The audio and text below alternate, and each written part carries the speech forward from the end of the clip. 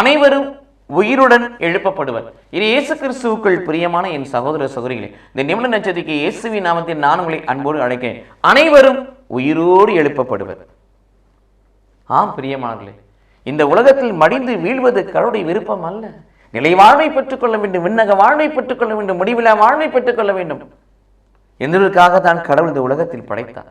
இந்த உலகத்தில் இருக்கின்ற பொழுது வேணா சங்கத்திருவரை 12:13 வாசிப்பது போல கடவுளை மகிமைப்படுத்துவதற்காக கடவுளை படைத்திருக்கிறார் என்பது உண்மை.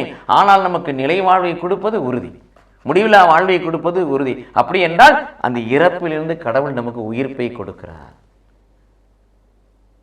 யோவான் நட்சத்திரம் 8ஆம் அதிகாரம் 12 என்ன சொல்லுகிறார்?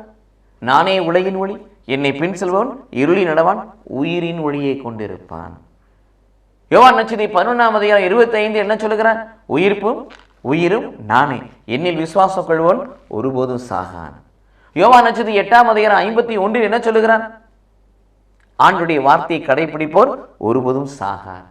யோவான் நட்சத்திரம் 51ஆம் அதிகாரம் 51 முதல் 54 என்ன சொல்கிறார்? என் சதையை தின்று ரத்தத்தை குடித்தால் ஒழிய உங்களுக்கு உயிர் இல்லை, என் சதையை தின்று ரத்தத்தை குடிப்பவனை தான் கடைசி நாளில் உயிர்ப்பிப்பேன்.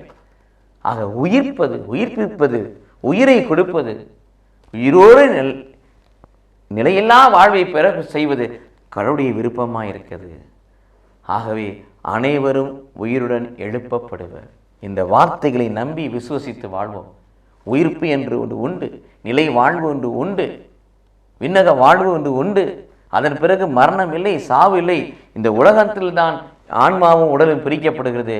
ஆனால் ஆண்டவருக்குள் வாழ்கிற பிள்ளைகளுக்கு மரணம் அவர்களை மேற்கொள்வதில்லை.